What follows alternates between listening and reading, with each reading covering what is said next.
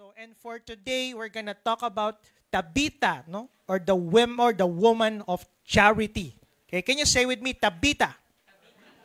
Familiar po ba kayo kay Tabitha? Sino po dito, ngayon lang narinig, yan, ngayon lang narinig ang word na Tabitha, yan, no? Usually, ako kilala ko si Nobita, no? Pero si Tabitha, hindi natin masyadong kilala.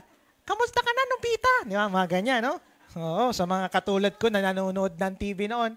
Okay?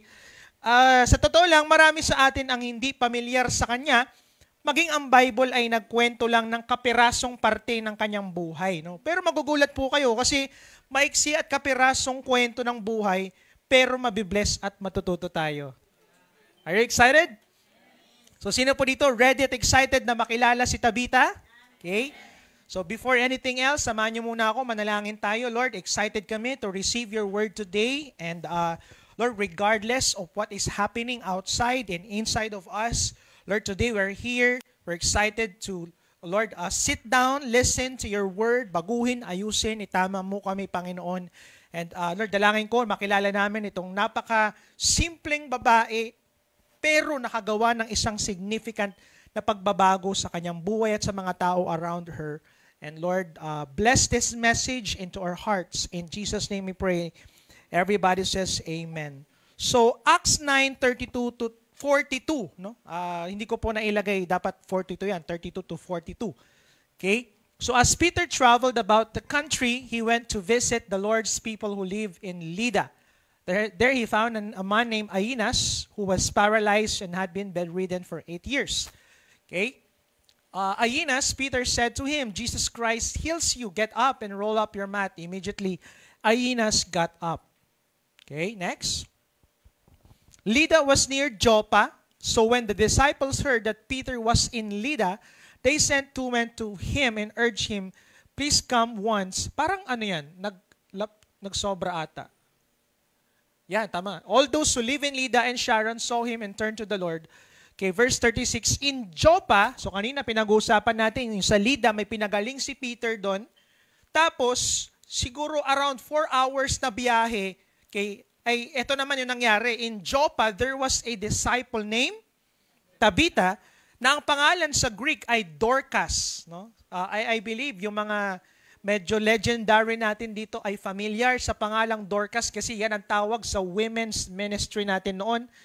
Nung panahon na create ang mundo, no? Ayan, no? Mga kasama natin, ano?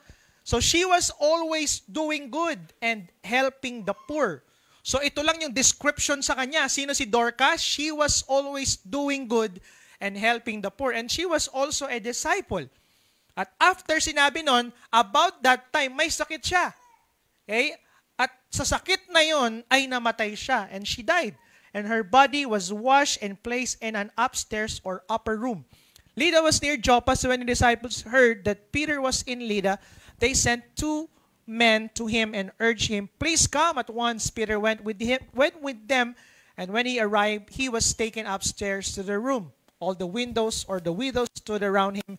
So yung mga widows o mga walang mga asawa ay nag-iiyakan, hawak-hawak ang damit na tinahi, no, ni Dorcas or ni Tabitha para sa kanila, okay, that Dorcas had made while she was still with them. Okay, next. So ito na yung last text na tayo. Peter sent them all out. So alis muna kayo. Okay, at nanalangin siya, Lord, buhayin mo ang babaeng ito. So Tabitha get up, she opened her eyes, and seeing Peter, she sat up. He took her by the hand and helped her to her feet. Then he called for the believers, especially the widows, and presented her to them alive. So pagka buhay niya sa patay, ito nangyari. This became known all over Joppa, okay, and many people believe in the Lord. So God bless His word. So, bilisan lang natin, pag-aralan natin yung buhay niya, di ba? So Tabitha was one of the members of the early church. Ang early church ay yung sinimulang simbahan ng mga 12 disciples pagkatapos pumunta ng langit ni Jesus Christ, okay? She was a disciple known for her charity. So isa siyang disciple na nakilala sa paggawa niya ng mga mabubuting bagay. Usually, ang tinutulungan niya may mga widow. No? Kasi mga widow noon ay kawawa talaga. Kasi nga, ang babae ng panahon ay hindi naman talaga binibigyan ng trabaho sa office or sa kahit anong establishment. So, ang ginawa niya, siya nag-alaga sa kanya at ang pinakaginagawa niya ay nagtatahi siya ng mga damit. Ginagawa niya sila ng mga damit, di ba? Mamaya pala, may mga damit tayong binibenta dyan. No? Na-segue ko na, ano? Pwede po kayong bumili at support po natin. No? So, she was, yun na, pero sa hindi na-explain na pangyayari, pagkatapos in-explain kung sino siya at anong nagawa niya, nagkaroon siya ng malubhang sakit na ikinamatay niya. Okay?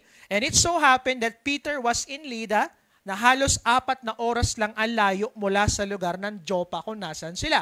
So the disciples there urged Peter to come and pray for Tabitha ASAP. No? So dapat sabihan niya si Peter, no, na ipag-pray kasi po dati meron silang custom na dapat hindi na aabutan ng gabi ang patay. Dapat ililibing na. So before maggabi talagang pinilit nila si Peter, no, na pumunta doon para ipag-pray. Okay? So the disciples, yun nga, inapura si Peter, okay, and Peter went there full of the Holy Spirit and miracle happens. Tabitha was brought to life. Okay? So that's it. That's her story. Tapos na tayo. Hindi, joke lang. No? Ang iksi, tama ba? Ang simple ng kwento niya, siya isang babae tumutulong, nagkasakit siya, okay, namatay siya, okay, after niya namatay, binuhay siya ulit, tapos wala nang kinento ang Bible sa kanya. So napaka-iksi, tama ba? Parang ang simple ng buhay ni Tabitha, tama ba? After siyang buhayin, wala na rin tayong mababasang kwento niya from the Bible. At nakita ko po, patunay lang ito na ganyan kabilis ang buhay sa mundo. Tama ba? Kaya dapat hindi natin binibase ang buhay sa longevity nito, pero kung nagkaroon ba ito ng saysay. Tama ba? Kasi ang dami kong nakita. Kaya nga maganda ang prayer natin, wag lang humaba ang buhay. Ako lagi ko pag nagpipray niyo po sa birthday, lagi ko sinasabi, may you have a purposeful life. Kasi maraming nagkaroon ng buhay na mahaba, pero hindi naman maayos ang kanilang buhay. Tama po ba? Okay po ba kayo? Tama ba? So, ganun nangyari sa kanila, no? Kaya nga, napaka-importante na merong saysay ang buhay natin. So sa maiksing kwento at buhay ni Tabitha, ano ang makikita nating napaka-importanting ginagawa or ginawa at meron siya sa buhay na binigay ng Diyos? 2 bagay lang ito at magtatapos tayo. Unang-una na makikita natin sa buhay ni Tabitha was her legacy. Can you say with me, legacy?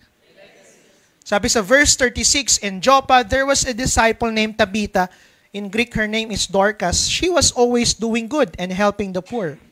So, can I ask everyone, kung dumating ang panahon na tayo ay lilisan sa mundo, paano kaya tayo matatanda ng mga taong maiiwan natin? Sa tingin niyo, kunyari ngayon, hindi pala ngayon, hindi pala kunwari, wag niyo nang isipin yung kunwari, no? 'Di ba? Paano ko sasabihin? Bawal yung kunwari, no? Kasi sabi nga nila, no, merong ano yung alam mo na hindi mo alam. Alam mo nating mamamatay tayo, pero hindi natin alam kailan tayo mamamatay. So assuming mamamatay tayo, ano kaya ang matatandaan ng tao pag namatay tayo? Ayamay kayo, agaman sisinop. 'Di ba? Ayamay matila-tila kanda, 'di ba? Ito yung ay napakabait ng tao 'yan, kaya nga kinuha na ni Lord, 'di ba? Iba rin 'yon, no? So napaka-importante, no? O nga, no, naisip ba natin yun? Ano kaya ang maaalala ng tao? May masibasibay baaw, sabi nila, di ba? Yung mga ganun din, no? So, sabi nga dito, kaya nga napaka-importante, ay alam niyo ba that if you ask the people whom Tabitha helped, they will show you the clothes she made for them while she was still alive. Kaya magugulat kayo nung nagpunta doon si Peter, nag-iiyakan yung mga widow, yung mga natulungan niya, dala-dala yung mga damit na pinagtatahi niya para sa kanila. And they were crying. Pinapakita nila, ganito kami kamahal ni Tabitha, ito ang nagawa niya para sa amin. Kaya nakita ko po, isa sa pinakamagandang ginagawa natin sa buhay is living a good legacy. The truth is, mabuti man o masama, nag-iiwan tayo lagi ng legacy. Kaya nga sabi ko diyan, importante mag-iwan tayo lagi sa ating buhay na to, no? O sa mundo, sa tao, sa pamilya, sa barkada, hindi ko lang kahit saan yan, ng magandang legacy. Sabi mo nga sa katabi mo, good legacy. At dyan nakilala si Tabitha, dyan siya nagmarka, di ba? Si Tabitha ay hindi mapagkakailang mahal ng mga tao. Hindi lang dahil magaling siya, but the writer described her beautifully by saying, ano ang description ng Bible? She was full of good works and acts of charity. Si Tabitha, ay pambira, punong-puno yan ng mga mabubuting mga ginagawa. Napakabuting babae. At napakaraming trabahong ginawa para sa ikagaganda ng mga tao. Magaling siyang gumawa ng mabuti sa kapwa, especially sa mga nangangailangan. At alam nyo ba na hindi siya yung pinapublicize yung paggawa ng mabuti na sa panahon natin ngayon ay tinatawag nating for the content. Okay pa ba ito? Diba? Gumagawa sila ng mabuti pero may hawak na camera. Tama ba? Mamimigay ng pera, mamimigay ng ganito. Diba? Uy, nay, ganito. Nakakalungkot kasi ganyan sa panahon natin ngayon. Pero bakit ko sinabang hindi niya ginagawa for the content? Kasi kung mapapansin mo, kapiraso lang at napaka-iksi lang sa Bible yung kwento niya. Ibig sabihin, may ginagawa man siyang mabuti, pero hindi masyadong alam ng tao. Kasi nung panahon na yun, naniniwala ko na ang sikat na sikat ay si Peter. Kaya nga si Peter, may sinulat doon, habang naglalakad si Peter, yung mga ng anino niya ay gumagaling. Ang Acts, puro yan Peter, puro Paul, puro disciples. Pero magugulat ka, may napaka-exing part lang, iilang verses, iilang words lang patungkol sa buhay ni Tabitha, tama ba? Okay lang ba kayo? So, ang mga mahihirap at mga widows na sa panahon noon ay nasa baba ng lipunan ang piniling tulungan ni Tabitha. Ang mga taong parang nakalimutan ng lahat ay hindi niya nakalimutan at ginawan niya sila ng mga damit. Outfit check. Sino po dito ng outfit check sa labas kanina, no? Ganun siya. Talagang sinuutan niya sila, dinamitan niya sila. And imagine how caring this woman was. Napakabuting babae. Kaya nga nung namatay siya, eto nangyari, Acts 9:39, Peter went with them and when he arrived, he was taken upstairs to the rooms. All the widows stood around him crying and showing him the robes. So nag-iiyakan sila, di ba? Di ko alam kung paano yung iyak nila, no? Siguro ganun, malungkot talaga, no? So iyakan sila ngayon. Bakit? Kasi namatay yung yung tao na sobrang bait at tumulong sa kanila. Okay? So ipinakita nila kay Peter yung pagmamahal kay Tabitha by crying so hard at pinakita kay Peter yung pagmamahal ni Tabitha sa kanila sa pagpapakita ng mga damit na ginawa niya para sa kanila. Kaya nung namatay siya, sobrang ikinalungkot ng mga taong naiwanan niya to the point they asked desperately to Peter na ipagdasal nilang mabuhay siyang muli. So pinag-pray nila, sabi nila, Peter, pwede ba pumunta ka dito, pagalingin mo to? Diba? Marami naman kasi marami nang binuhay ang Diyos na namatay nung panahon na iyon. But it is something na hindi binibigay at ginagrant ng Diyos sa lahat. Kaya kinikwento ni Daddy Bishop, marami siyang pinag-pray po na nabuhay. Pero marami rin siyang pinag-pray na namatay. Well, the reality is, hindi naman lahat ng pinag-pray natin talaga, especially for example, patay, ay binubuhay ng Panginoon. May mga ilan, binubuhay talaga, nakaka-experience, nakakita na rin tayo ng ganyan, di ba? So, yun nga, ang sarap siguro nung ganyan, tama ba? Yung patay ka na, pero buhay ka pa rin sa kanila at mga ginawa mong mabuti. Diba na, agkalakomon inatoy, sikinlakomon. Parang may ganun, diba? Pero nakakalungkot, yung buhay ka pa, pero patay ka na sa iba. Ay mga ganun, diba? Buhay ka pa, pero parang hindi ka na, o kaya naman buhay ka pa, pero pinagdarasal na ng ibang mamatay ka na. Meron po bang ganon dito? Wag naman sana. Amen? Ganon siya. Patay na talagang ipag-pray nyo nga. Please lang, buhayin nyo. Namiss ko yung luto niya. Siguro ganon, di ba? Napakabait na tao eh. Napakaganda ng ginawa niya. Ang ganda ng legacy, no? Okay po ba kayo? So the story of Tabitha leads us also to think about how people will remember us when it is time for us to leave this world behind. O nga, no? Ako kaya, pag namatay kaya ako, diba, minsan, pag may patay, grabe tayong gumawa ng PowerPoint presentation, iiyakan tayo, pero wala tayong magagawa kasi hindi natin maririnig yung mga sinabi nila eh. Pero minsan napapaisip din ako, o nga no, pag burial ko kaya, ano kayang sasabihin nila sa akin, di ba? Ay, ayan nyo, actually po, itong kapatid kong ito may utang sa akin yan eh. Kaya ako umiiyak. Diba? Ganun pala, kaya pala siya umiiyak kasi hindi na siya mababayaran, di ba? So, ganun pala yun, no? Pero, yun nga, sabi ko nga dito, ano kayang maiiwan mong legacy sa tao? Paano nila tayo maaalala?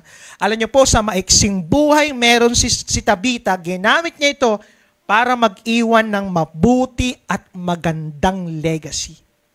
Wow! Okay ba yun? Again, isa sa pinakamagandang ginagawa natin sa buhay is living a good legacy. Sabi mo nga sa katabi mo, mag-iwan ka ng mabuting marka. Yan. Sabi ni Daddy, wag daw markang kabayo. Red horse pala yun, no? Markang kabayo. Pangalawa, ano pa ang nakikita nating napaka-importante at meron, na ginawa at meron si Tabitha sa buhay niya na bigay ng Diyos? Unang-una, makikita natin, grabe yung legacy. Pangalawa is her testimony. Okay? Dalawa lang nakita ko. Unang-una, grabe yung legacy niya, ang ganda. Pangalawa, grabe yung testimony niya. Okay, sabi nga dito, Peter sent them all out to the room, then he got down on his knees. So pinaalis sila lahat, nanalangin siya. Tapos sinabi niya, Tabitha, okay, gumising ka dyan. So gumising yung babae, nabuhay siyang muli. At sa verse 42, sabi niya, this become known all over Joppa, and many people believe in the Lord. So hindi lang nag-iwan ng marka at legacy nung namatay siya sa paggawa ng mabuti sa kanyang kapwa, pero nagdulot yung paggawa niya ng mabuti ng matinding testimony ang kanyang muling pagkabuhay. So more people were also brought to life after nun. Marami din muling nabuhay. Okay? At maraming naniwala sa Diyos. Ibig sabihin, miracles upon miracles after siya ay muling nabuhay. Grabe, no? Sabi mo nga, grabe. Sabi ko nga dito, sino mag-aakala na sa pagtatahi lang ng damit ni Tabitha ay maliligtas ang bayan at ang lugar niya? Meron yan, meron dyan. Pakita natin, no? Meron ba yan? Sino mag-aakala na sa pagtatahi lang niya ng damit ay maliligtas ang bayan at lugar niya? Sino po dito marunong magtahi? Di ba wala namang, ako nagtatahi rin ako, pero alalayo. Ginawa ko po yan nung kasig, di ba? Kailangan yan sa MAPI ba yun? Nakalimutan ko na. TLE, mga ganun dati, no? Ginagawa namin yan dati. Nag-farming din kami, di ba? Yung, ano yung tinatanim na natin usually? Sunflower, mga ganyan. Ano pa ba? Balatong, di ba? Saya-saya ko pag tumutubo na yung malilit na balatong, di ba? Ba't tayo napunta doon, no? So, napakasimple nung ginawa niya, no? Walang supernatural sa ginawa ni Tabitha. Nagtahi lang naman siya. Kayo ba, pag nakakakita kayo ng tatay, na-amaze kayo, wow! Hindi, di ba? Usually, normal lang yan. O kaya naman minsan, pinupuntahan lang natin yan ng tatay pag may naputol sa atin. Pero there's nothing so special about it. At kaya siyang gawin ng lahat. At pwede nating pag-aralan. Tama po ba? Walang espesyal. Pero pagpapakita ito na hindi mo kailangang gumawa ng supernatural na bagay para maka-experience ng supernatural na testimonies. Diba? Siguro may maganda akong testimony pag naglakad ako sa tubig. Minsan ganun, di ba? Parang ganun si Jesus Christ eh. Pag binanggit mo si Jesus Christ, ang mga apostles, ang lalala ng mga ginawa nilang mga testimonies. Pero si Tabitha, nagtatahi lang siya ng damit, pero nakagawa ng matinding at nakagawa si Lord from that ng matinding testimonies na nabago ang kanyang bayan, naligtas ang kanyang bayan. Are you here? Are you here? Sabi ko nga dito, sometimes sa maliit nating ginagawa, may malaking miracle at testimony ang Diyos na nakahanda. Mo sabihin sa akin, di naman ako nakakapag-preach sa church, di naman ako ganto-ganto. Ganto lang ginagawa ko, sa bahay lang ako, sa ganto lang ako. Huwag malilitin yung ginagawa mong mabuti. Bakit? Kasi magugulat ka sa paggawa mo ng maliit o malaking paggawa ng mabuti. May nakatago pala diyang malaki na testimony nakahanda para sa'yo. Parang ayaw nyo ata. Lord, ayaw nila. No? Ano bang sikreto ni Tabitha? The Bible says she was always doing good and helping the poor. Take note the word always. Can you say with me, always? So, lagi daw siyang gumagawa ng mabuti at tumutulong sa mahihirap. Ibig sabihin, she consistently does the small things entrusted to her. Doing good, helping the poor. Alam mo, sometimes, kapag masyadong malit yung ginagawa natin, ang bilis nating huminto. Tama ba? Pero pag sikat na sikat tayo, nakikita tayo ng lalaking mga bagay pa. Ganun sa panahon natin ngayon, no? Kung sino yung viral, sila yung pinapanood. Kung sino yung sikat, sino yung nakikita. Doon tayo amazed na amazed. Pero hindi mo alam, may mga tao na kahit maliliit lang yung mga ginagawa nila, sila yung pinapalakpakan ng Panginoon Diyos.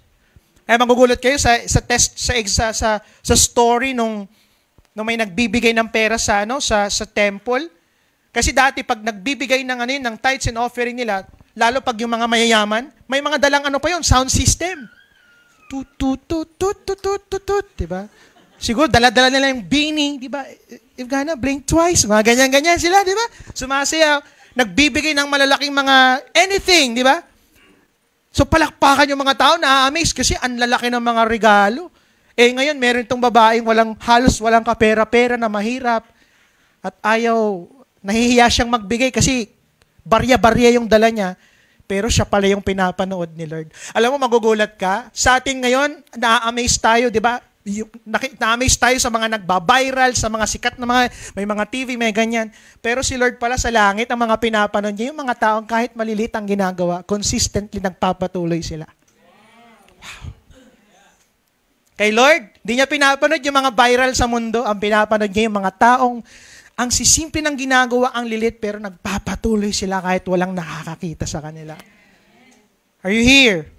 Sabi nga ng Luke 16:10, whoever can be trusted with the small things can also be trusted with big things.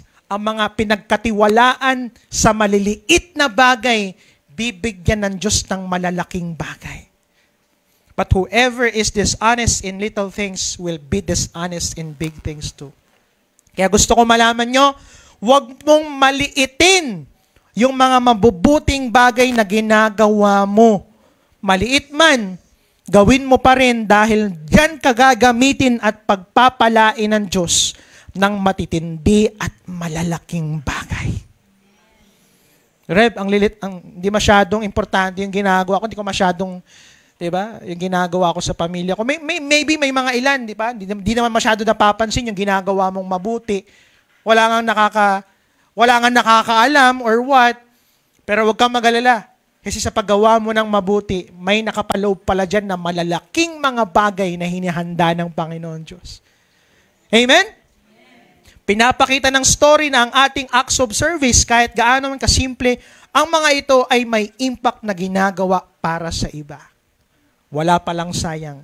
So dalawang bagay lang ang makikita natin na ginawa ni Tabitha sa buhay na ibinigay ng Diyos sa kanya. Unang-una, nag-iwan siya ng simple, mabuti, at magandang legacy. Sabi mo sa tabi mo, simple, mabuti, at magandang legacy. Minsan kasi sa atin, di ba, gusto natin grabing legacy, yung, ay, sikat na sikat, ang yaman-yaman, may ganto, may ganyan. Ganun tayo minsan di ba, yung nakakalungkot. Tapos pag di natin na-achieve, nade-depress tayo. Bakit? Kasi hindi natin naabot. Sabi ni Lord, nak, di mo kailangan gawin lahat. May mga taong ganun. Pero hindi lahat tayo makaka-experience nung ganun. Pero gusto ko malaman mo, kahit sa malit mong gagawin, pwede kang gamitin ng Diyos dyan. Diba? At ano pa? At yung ginawa niyang mabuti na kabutihan ay nag-produce ng matinding testimony resulting to salvation ng bayan at ng lugar niya. Wow! Ibig sabihin, sa maliit pala natin gagawin, can produce salvation to people around us. So ngayon, dito tayo magtatapos. Anong lesson ngayon ang pwede nating matutunan sa buhay ni Tabitha? Anong lesson kaya ang pwede nating matutunan? Dalawang bagay lang din. Number one, hindi namamatay ang ginagawa nating kabutihan sa tao. It affects and changes one or the other or another. Kaya gumawa ng mabuti. Alam mo ba na hindi namamatay ang ginagawa mong kabutihan sa tao? Reb, hindi totoo yan. Nakakalimot ang tao. Well, that's the truth. Di ba? May mga tao talaga nakakalimot. Pero sabihin ko sa iyo, marami pa rin tao ang hindi nakakalimot sa mga mabubuting ginagawa natin. Are you here? Di ba? Ang key ay consistently gumawa ng mabuti, maliit man o malaki, may nakakakita man o wala, maibabalik man o hindi. Kasi pag ginawa mo yan, sigurado akong magmamarka ka sa buhay ng tao. Kasi minsan, pag gumagawa tayo ng mabuti, di ba? Parang humihinto tayo kasi ang liit lang naman ng nagagawa ko, ang liit lang naman yung ambag ko. So, hindi na ako mag-aambag. Minsan ganun eh. Alam niyo po, nung ginagawa tong church, nung naglilipat tayo dito, syempre, pinakakailangan natin pera, tama po ba? At nung time na yon, naglilipat tayo, mandami nagbibigay ng monetary support, ganyan. Tapos meron tayong isang member na walang-wala siyang pera. Sinabi niya sa akin, Reb, walang-wala talaga akong may support sa church na pera.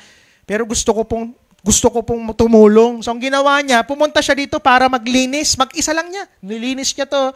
Wala pa yung mga dati. Mga salamin lang po yan dati. No?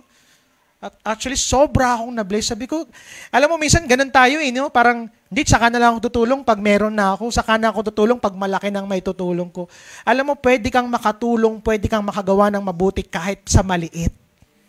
Kaya wag mong sabihin sa akin, hindi ka makakatulong, hindi ka makakagawa ng mabuti. Malaki man o maliit, consistently gumawa ng mabuti. Amen? May nakakakita man o wala. Kasi minsan, pag wala nang nakakakita, hindi naman nila nakikita, wala na mga appreciation. Yun ang, alam mo, yun ang problema sa generation natin ngayon. Masyado tayong uhaw sa appreciation.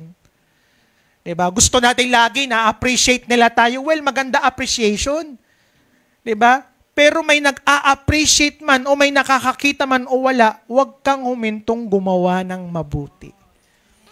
Are you here? And last but not the least, wala man maibalik. Sige, balik mo. Maibalik man yung ginawa nating mabuti o hindi. Okay lang, ang mahalaga. Consistently gumawa tayo ng mabuti. Ganon din minsan, di ba? Kaya tayo humihintong gumawa ng mabuti kasi hindi naman nila maibalik.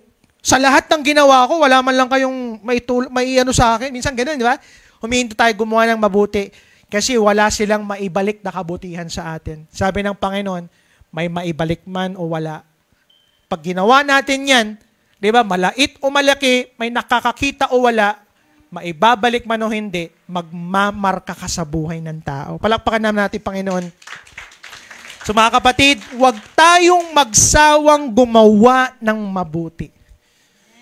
Sa pamilya, di ba? Sa asawa, sa mga anak, sa community, sa school, sa trabaho, o kahit saan man yan, huwag tayong magsawang gumawa ng mabuti. Sabihin mo nga sa katabi mo, huwag tayong magsawang gumawa ng mabuti. Gawan natin ng mabuti, especially yung mga taong walang kakayanan at kinalimutan ng karamihan. At pangalawang lesson na pwede nating matutunan sa buhay ni Tabitha, si Lord ang magsasabi kung finish ka na. Alam mo, bagamat napakaganda ng testimony at legacy ni Tabitha, akala ng lahat, finish na nung namatay na siya. Kaya nag-iiyakan na silang lahat. Wala na eh. Wala na magtatahi ng damit. Wala nang leader sa pag-push ng charity, pagtulong sa mga widow women. Which is totoo naman, di ba? Pero nakita natin sa kwento na hindi pa tapos si Lord sa buhay at ministry ni Tabitha. Alam mo ba na baka ikaw yung dating grabe ka magpagamit kay Lord? Grabe yung service mo, grabe sa ministry, wala talagang masasabi. Excellent! Kaya lang, dumating sa time na nagsawa ka at napagod. Maaring na burnout ka. Isa ka ng Tabitha. Baka ikaw yung matindi tumulong sa iba. Grabe yung love at concern mo noon. Grabe ka! Pero naubos ka, ikaw naman yung nawalan, you felt empty. Isa kang Tabitha. Or pwedeng grabe ka magpa-disciple or mag-disciple. Mag-win ng kaluluwa, pero in one point, you lose your passion. Kasi bakit ganon? Inalagaan mo, tapos iiwang ka rin. Isa ka ng Tabitha. Or maybe you are that person na ang on-fire mo sa prayer life mo noon. Talagang hindi ka nagsasawang manalangin. Kakatapos ng prayer works, tinatanong mo na, Pastor, kailan ang next na prayer works? Inatinan mo na lahat ng service, kasama pati kids church. Rep, ano pa bang service meron? Lahat ng connect group, inatinan mo na. Di ba ganun tayo dati? Excited tayo. Lahat ng community life, pasyal ka dito, pasyal doon. Grabe ka mag-devotion. Di ba sabi ng mentor mo, 1 chapter a day. Ikaw, 1 Bible a day. Reb, binasa ko ang NIV. Bukas naman, KJV. Wow, grabe naman yan. At Hebrew naman sa susunod na araw. Grabe. Usaping Bible ang binabasa, no? Okay? Grabe pa devotion. Diba? Pero kinalaunan, nasabi mo, parang wala namang pagbabago, parang wala naman result ang prayers ko. Ayaw ko na, isa ka ng Tabita. Alam niyo po, si Tabita, hindi natin alam anong cause, bakit siya namatay. Napagod kaya siya? Tingin niyo, napagod kaya siya? Sa dami naman ng tinatahi niya, di ba? Nakakapagod siguro. Tapos yung iba, gusto pa magpagawa ng damit, MWF. Pwede ba yung parang Korean style? Siguro gano'n, nagre-request yung isa. So napagod, maaari na burnout. Diba? Inatake sa puso. Hindi natin alam. Pero baka gaya mo ngayon, baka feeling mo there's no hope, there's no signs of change. Gusto mo na sumuko, pagod ka na, naubos ka, nasagad ka, ayaw mo na. It seems like your faith is dying and you don't know what to do. Pero wait lang, gaya ni Tabita, gusto kong sabihin sa'yo na hindi ka pa tapos. Are you here? Alam mo, hindi tao o pangyayari ang magsasabi kung tapos ka na. Pero ang Diyos, hanggat hindi pa tapos si Lord sa buhay mo, hindi ka pa tapos. Are you here? Sabi mo, hindi ka pa tapos. Alam mo, no, nung pinag-aaralan ko nga ito, no, sabi ko, oo nga, no, parang kung iisipin mo, parang si Daddy Bishop. Diba? Si Daddy Bishop po ay dumaan sa isang matinding sakit, no, at pagsubok. Nasa ICU na siya noon. Nagsisimatayan na lahat ng mga katabi niya sa ICU. Paano niya alam na nagsisimatayan na? Kasi nag-iiyakan na yung yung siksi na Kuya Mike, sila nandun. At nag-chat si Kuya Mike, sabi nila parang naglalakad daw si Bishop sa alambre. Sabi ko, wala pa akong nakitang naglakad sa alambre. So ibig sabihin, hindi lang siya basta 50-50, talagang delikado talaga. At sabi ni Daddy Bishop, no, nung time na yun, nandun na siya sa ICU. Sinabi niya na kay Lord talaga, Lord, kung panahon ko na, kung tapos na ako, okay na ako. Alam mo, sabi ni Lord, Nak, hindi ka pa tapos. So, ang ginawa ni Lord kay Daddy, tinanggal sa ICU, tapos ngayon, magugulat ka, nag-pre-preach ulit. Pwede mo sabihin, tapos na siya eh. Kaya sabi ni Lord, Nak, di ka pa tapos. Nalala ko yung mentor ko, si Bishop Manny. Meron yung time sa buhay niya, kasi matanda na rin eh, mentor ko po yun, Bishop Manny. Sabi niya kay Lord, ganda na siguro naman, sapat na yung nagawa ko sa ministry. Pwede na ako magpahinga. Siguro naman, tapos ka na sa akin. Sabi ni Lord sa kanya, na kung gusto mo nang matapos yung ministry mo, sabi niya, kukunin na kita. Sabi niya, Lord, ayaw ko pa mamatay. Sabi ni Lord, walang saysay, nandito ka lang sa mundo. Sabi ng Lord sa kanya, Nak, bibigyan kita ng another 20 years. At gusto ko maglingkuran mo ako. At ngayon po, grabe. Di ba? Parang kung tignan mo, grabe, meron siyang 70 to 100 plus churches, pero sabi ni Lord sa kanya, di ka pa tapos. Maybe ikaw yung tao na parang feeling mo, nagbago na yung season mo, parang siguro tapos na si Lord sa buhay ko. Na siguro nung youth season ako, ganun yung paggamit ni Lord sa akin, pero iba na ngayon. Iba na kasi yung panahon, iba na yung season. But let me tell you this, gusto ko malaman mo na hindi pa tapos si Lord sa'yo. Are you here? Feeling mo, tapos na si Lord sa pamilya mo, di ba? Hindi, siguro. Doon, grabe testimony namin family. Pero ngayon, wala na, tapos na. Wala na. So, kung malaman mo na hindi pa tapos si Lord sa'yo. Are you here? Okay ka lang ba? Sabi mo nga sa katabi mo, hindi pa tapos si Lord sa'yo. Gusto nyo ba tapusin na natin? Kasi katapusan na yung pinag-uusapan natin, no?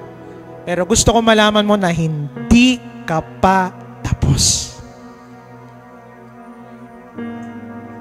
Alam nyo, nakakagulat nga minsan, no? Parang, hindi ko alam kung ano yung mga pinagdaanan nyo lately, no? Maybe some of you here, January pa lang, no? January pa lang.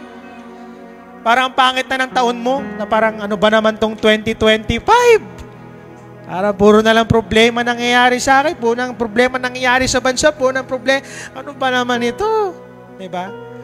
Na parang sabi mo, Lord, sana matapos ng 2025. Pero wait lang, baka magugulat ka as you celebrate December 2025, mag-iiyakan ka na lang. Kasi yung mga iyak mo ngayon, na sana akala mo tapos na, ay may nakahanda pala si Lord na malaking testimony sa December 2025 along this year. Kaya nga sabihin ko sa iyo, hindi pa tapos si Lord. Nagsisimula pa lang siya sa buhay mo. Balikan natin, recall natin, ano ang makikita natin, napaka-importanting ginawa at meron si Tabita sa buhay niya na bigay ng Diyos. Number 1, her legacy. Pwede ba starting today, ang focus natin, mag-iwan tayo ng mabubuting mga bagay at sa legacy natin. Pangalawa, her testimony. Grabe testimony niya, no? Isang mananahi, pero nakakilala ang kanyang bayan dahil sa kanyang buhay. Pangalawa, anong lesson ang pwede nating matutunan sa buhay ni Tabitha? Hindi namamatay ang ginagawa nating kabutihan sa tao. It affects and changes one or another. Kaya gumawa ng mabuti. And last, si Lord ang magsasabi kung finished ka na. Sabi nga nila, huwag mong tuldukan ang kama pa lang. Ikaw naman, tinatapos mo na yung story ng pamilya mo. Sabi pala ni Lord, wait lang, kama pala. Anong ibig sabihin ng kama sa paragraph or sa sentence? Pause. Pause. Wait lang. Hindi pa ako tapos. Tinatapos mo na nagsusulat pa lang pala si Lord. Papunta ka pa lang sa best part. Amen? On my conclusion, sana hindi tayo makilala sa mga properties na na-acquire natin, trophies o parangal na na-achieve natin, fame na naabot natin, o power na pinaghirapan natin. Sa panahon natin ngayon, yan ang inaasam ng lahat. Diba? Maka-acquire ng properties, maka-achieve yung mga trophies at parangal, fame na maabot, o kapangyarihan, diba? Na nag-aaway ang lahat, makuha lang. I hope and pray that people will also remember us the way they remember Tabitha, as someone or person who loves the Lord and loves others. Alam mo, grabe yung taong yan. Grabe niya minahal si Lord at grabing magmahal sa tao. Amen? Tatayo tayong lahat, mga kapatid. Huwag magsawang gumawa ng mabuti, malaki man o maliit, sa ating pamilya, sa ating komunidad, sa ating simbahan, sa ating bayan, at sa ating bansa. Just like Tabitha, be a man and woman of charity. Sino po dito starting today, Lord, di ba?